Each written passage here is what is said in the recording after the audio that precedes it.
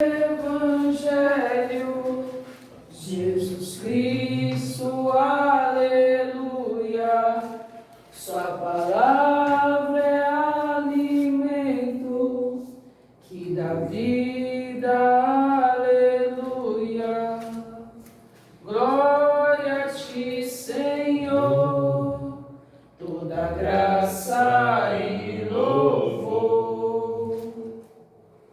O Senhor esteja convosco. Ele está no meio de nós. Proclamação do Evangelho de Jesus Cristo segundo João. Glória a vós, Senhor.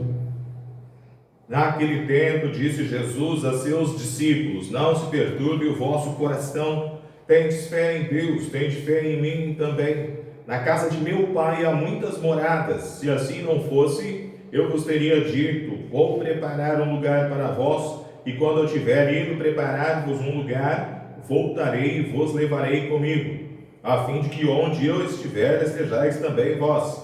E para onde eu vou, vós conheceis o caminho. Tomé disse a Jesus: Senhor, nós não sabemos para onde vais, como podemos conhecer o caminho? Jesus respondeu: Eu sou o caminho, a verdade e a vida.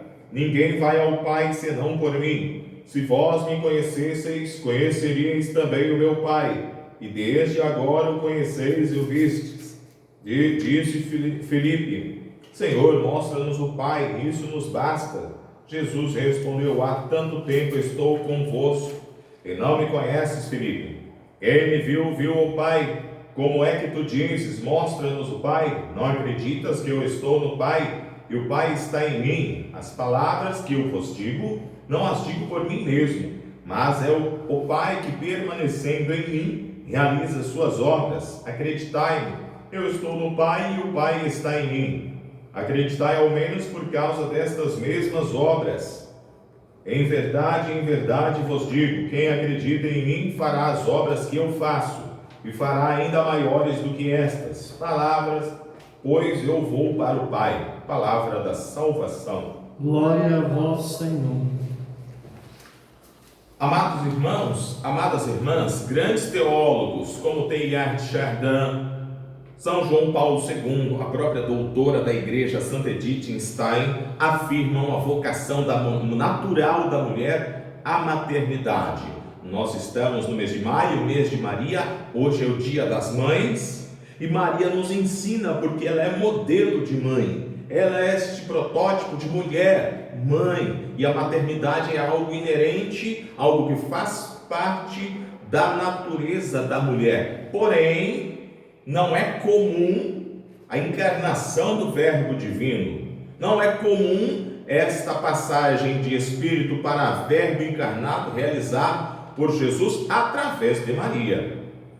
O anjo Gabriel foi enviado a ela, e a única mulher a portar dentro do seu útero, no seu ventre, por 9 meses, o Filho de Deus, Deus feito homem, aliás, como um verdadeiro sacrário, porque ali estava contida a carne e o próprio sangue de Jesus dentro de Maria. Então, a única foi ela, por isso ela é a primeira entre todas as mulheres. Ela é a mãe por excelência, e na sua vocação à maternidade, muito ela tem a ensinar a todos nós, as mulheres, as mães.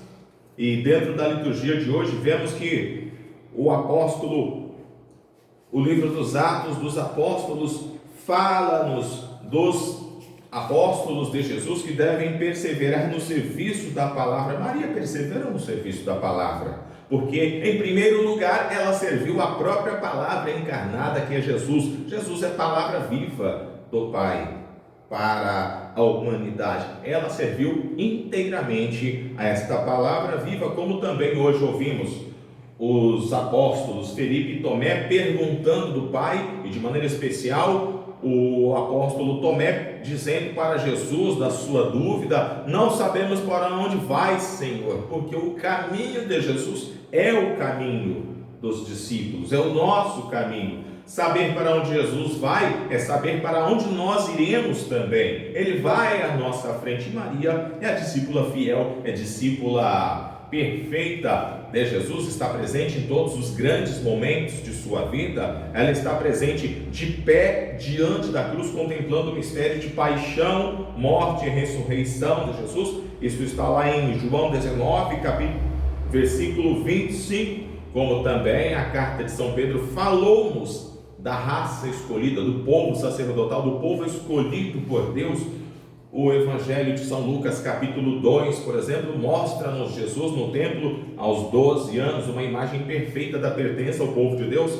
4 grandes festas eram celebradas em Jerusalém, com caráter obrigatório para os judeus, e Maria com José estiveram numa delas, que era a festa da Páscoa. Inclusive, o menino aos 12 anos ensinando e fazendo perguntas no templo era resultado da educação dada por José, que dos 7 aos 12 anos de idade ensinou e transmitiu toda a fé de Israel para o menino Deus. Maria está junto ao seu marido. Maria é uma imagem perfeita, é um modelo então de povo de Deus. No entanto, quando nós vemos lá no capítulo 19 do livro de São João, do Evangelho de João, Jesus entregando Maria ao discípulo amado, ele olha para ela e diz: mulher, eis aí teu filho, filho, eis aí a tua mãe.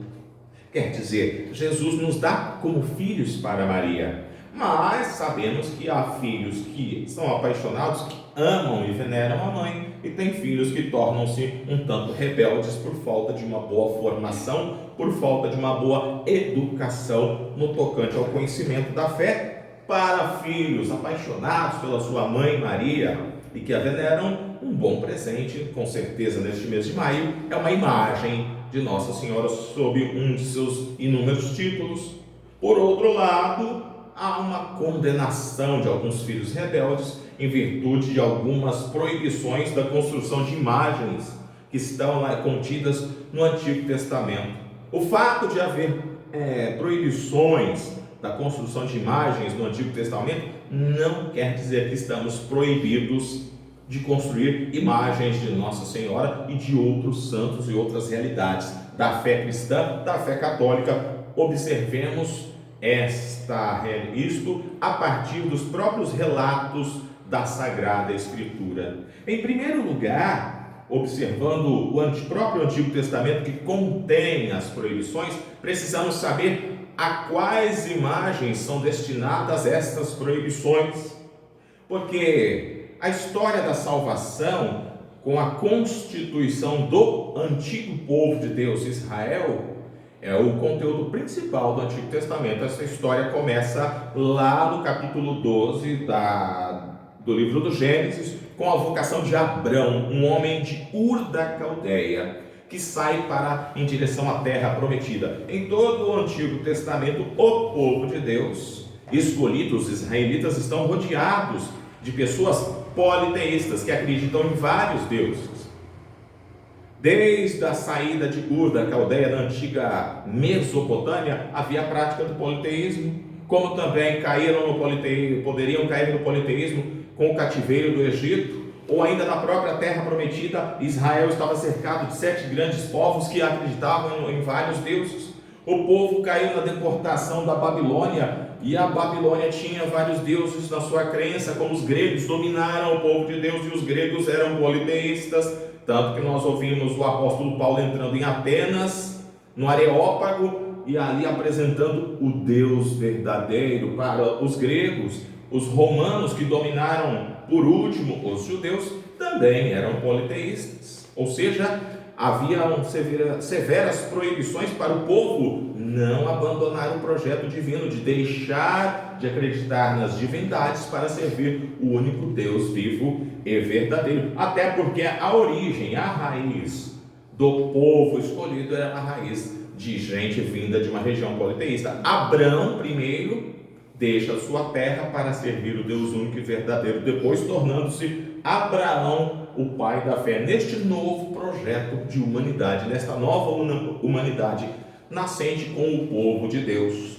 Portanto, é importante compreendermos que as proibições estão destinadas exatamente a evitar que o povo abandone este projeto para voltar ao velho homem. O homem, agora servo de Yahvé, é o novo homem, como diz o apóstolo Paulo na carta aos Filipenses.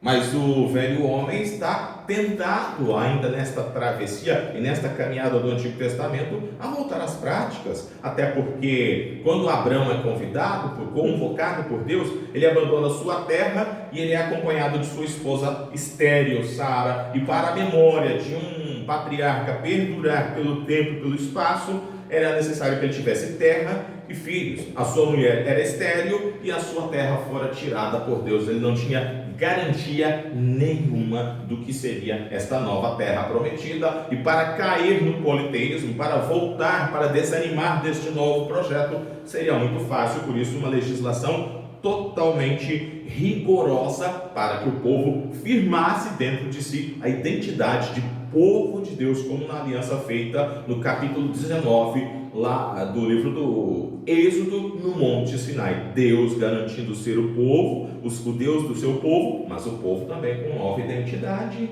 E vejamos que, se compararmos a Bíblia a um jogo de futebol, o Antigo Testamento é o primeiro tempo, o Novo Testamento é o segundo tempo. Não cabe a crítica, não dá para avaliar a nota de Maria no Antigo Testamento, porque ela não está presente, não é dirigida a ela a proibição da construção de imagens. É falta de cultura e entendimento da própria Sagrada Escritura e da história da salvação que nós precisamos ler, conhecer, saber. E um dos grandes historiadores de Israel que pode nos dar bases sólidas para esta compreensão é John Bright. John Bright, ele é utilizado nas faculdades católicas, porém ele é um cristão protestante, não é católico. Cuidado para não invertermos as coisas dentro da história da salvação. Um segundo aspecto ainda do tocante à construção de imagens no Antigo Testamento. Sempre disse que para a compreensão de um assunto na Sagrada Escritura precisamos ler todas as passagens referentes a esta realidade. Se nós observarmos algumas passagens bíblicas que estão lá no Antigo Testamento, de fato, Êxodo 20, versículo 4, não farás imagens para ti de nada que esteja no céu, na terra ou debaixo da terra, ou Salmo 26, que diz para não cultuarmos a um Deus mudo, que tendo boca não pode falar, tendo pés não podem andar, tendo ouvidos não podem ouvir. De fato, mas nós estamos com uma proibição dirigida a Astarte, Baal, Aserá e outras divindades dos povos que estão ao redor de Israel, porque temos aqui algumas passagens que destaquei para entendermos que, surpreendentemente, o mesmo Antigo Testamento que proíbe a construção de imagens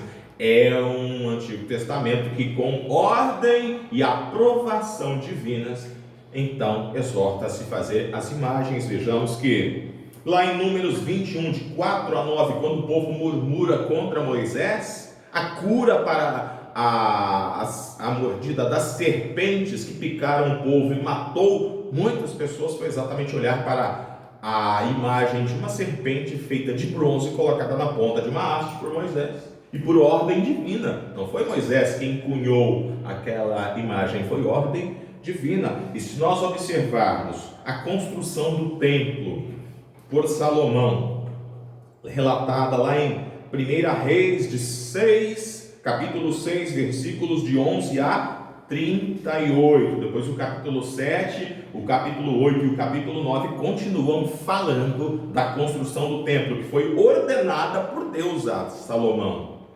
E também a construção do templo, ela é concluída no capítulo, em 1 Reis 9, de 1 a 9, Deus vai lá conferir a obra para saber se estava conforme a sua vontade. Ele provou esta obra realizada por Salomão.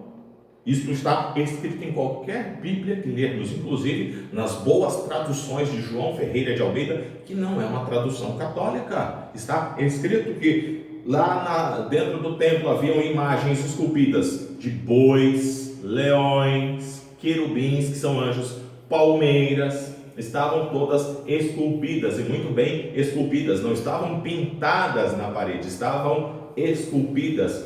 Um grande artesão, Irã, vindo de Tiro, foi contratado por Salomão para fazer toda a arte do templo e todos os utensílios. E ali tínhamos estas imagens todas cunhadas dentro do templo. No próprio livro do Êxodo, no capítulo 25, sobre a Arca da Aliança, é ordenado a Moisés que construa, então, 2 grandes querubins enormes, 2 grandes anjos com 2 metros de comprimento, a extensão de suas asas.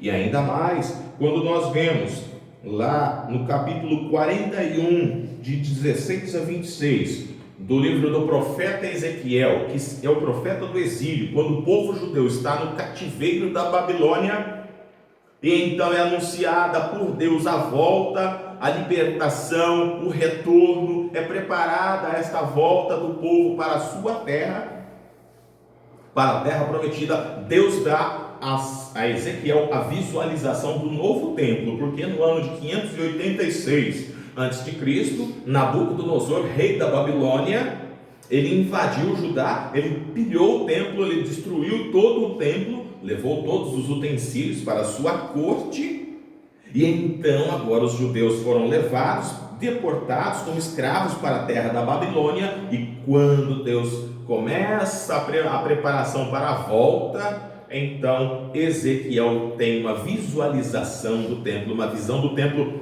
que é querido, pretendido por Deus para o seu povo. Novamente vemos então que na ornamentação desse mesmo templo nós temos ali então imagens de a face de um homem, de um leão, de palmeiras, de bois, dentro do templo querido por Deus, ordenado por Deus a ser construído da parte de Salomão e visualizado por Ezequiel, o profeta do exílio. Amados irmãos, amadas irmãs, a Igreja Católica é mãe e mestra. Ela nasceu do lado aberto de Jesus na cruz e ela é conduzida pelo Espírito Santo. Muito bem escreveu São João 23, a sua encíclica, chamando a Igreja de mãe e mestra. Nós, Igreja Católica, não fazemos nada que não esteja testemunhado e muito bem fundamentado pelas Sagradas Escrituras. E mais ainda, para encerrar esta meditação, para reencerrar esta reflexão, teríamos muito mais outras passagens ainda para falarmos do homem como imagem divina e várias outras imagens que são construídas dentro da própria Sagrada Escritura. Jesus, por exemplo, constrói a imagem do bom pastor no capítulo 10 do Evangelho de São João, ou ainda o bom semeador, é uma imagem construída. Eu que tenho boa capacidade oratória, consigo explicar muito bem a imagem do bom pastor. Um bom artista, outros que são artesãos, têm capacidade aí para desenhar ícones ou moldar barro, resina, madeira e outros materiais, esculpiria uma imagem falando do bom pastor que Jesus mesmo apresenta. Mas vamos lá em algo muito importante para nós na Sagrada Escritura. Nesses relatos da presença de bois, de querubins, de leões, de palmeiras dentro do templo, é muito importante entendermos as realidades de fé que a imagem nos transmite. Isto é o mais importante de termos uma imagem. De fato, Nossa Senhora, temos ali a imagem de Nossa Senhora Rosa Mística. É claro, Nossa Senhora não é aquela imagem. Ali é uma escultura feita de madeira apenas. No entanto, o mais importante para nós são as verdades de fé que ela nos transmite, que ela nos comunica. A imagem é uma ferramenta de comunicação de conteúdos da fé para nós. Então, quando no templo é pintada a imagem do querubim, querubins são anjos que expressam a glória de Deus. Na glória de Deus veremos muitos anjos ali, inclusive como guardiões das coisas santas. Por isso estão estampados e esculpidos dentro do templo. Já nós observamos, mas o que sentido tem colocarmos a imagem de um leão dentro do templo, ou leões dentro do templo, esculpidos? Não foram pintados, foram esculpidos. E o artesão era muito bom. Quer dizer, o leão é a imagem do poder de Deus, da onipotência de Deus. Tanto que o profeta Isaías e o próprio Evangelho de São Marcos mostram Jesus como o leão da tribo de Judá, aquele que é anunciado como libertador do seu povo, com um braço forte e com poder, então fará essa libertação. Mais tarde surge o ícone chamado Pantocrator. É Jesus aquele que governa todas as coisas, com a força, com o poder avassalador de um leão. Claro, é apenas um animal, mas que nos dá a oportunidade de comunicarmos a onipotência e a força de Deus. Já nós olhamos para as palmeiras pintadas dentro do templo. Nós que somos membros da comunidade missionária Providência Santíssima, temos nossa sede no convento São José, em Mococa, que é a cidade das palmeiras imperiais. A palmeira sempre acompanhou os imperadores, é o símbolo da realeza, é o símbolo de que aquele que governa todas as coisas chegará para manifestar naquele templo a sua glória. Isto é a presença das palmeiras. Inclusive ele é o vencedor nos Jogos Olímpicos, por exemplo, antigos, que surgiram na Grécia, na cidade de Olímpia, diga-se de passagem. Então, os vencedores dos jogos recebiam uma palma, uma folha da palmeira, como significado da sua vitória na disputa atlética. E nós vencemos o mundo pelo poder da paixão, morte e ressurreição de Jesus Cristo. Por fim, mas padre, por que imagens de touros dentro do templo? O que tem a ver o touro com a nossa fé? Claro, é uma imagem agrícola, rural, porque o povo de Israel era um povo agrícola, comerciante e agrícola. E naquele tempo não tínhamos máquinas poderosas como a Massey Ferguson ou a Valtra desenvolveram para nós, ou tratores John Deere para arar a terra. A aragem da terra era através de um sulco, era através de um arado puxado pelo boi. O boi tem uma força muito grande. O boi é um animal muito forte, é a expressão da força de Deus. O boi dentro do templo, ele nos comunica a força de Deus. Não é o boi que é importante, é o que ele nos transmite, é o que ele nos comunica, é o que ele nos ensina acerca de Yahvé, o Rei da Glória, o Senhor, o valoroso, o onipotente, como reza e canta o Salmo 23. Cuidemos, irmãos e irmãs, da nossa doutrina da fé, da piedade, sim, da filiação de Maria, mas também cuidemos para nos alimentar com um alimento verdadeiramente sólido, que nos leve a uma comprovada experiência de fé e de discipulado missionário de Jesus Cristo, junto com Maria, a sua mãe, a mãe de Jesus e nossa mãe. Lá na cruz, Jesus deu o discípulo amado aos cuidados de Maria. Maria foi para a casa de João não para cuidar, não para ser cuidada por ele, mas para cuidar daquele discípulo amado. Não desperdicemos a oportunidade de também nós que aqui estamos sermos cuidados, e muito bem cuidados, pela mãe de Jesus.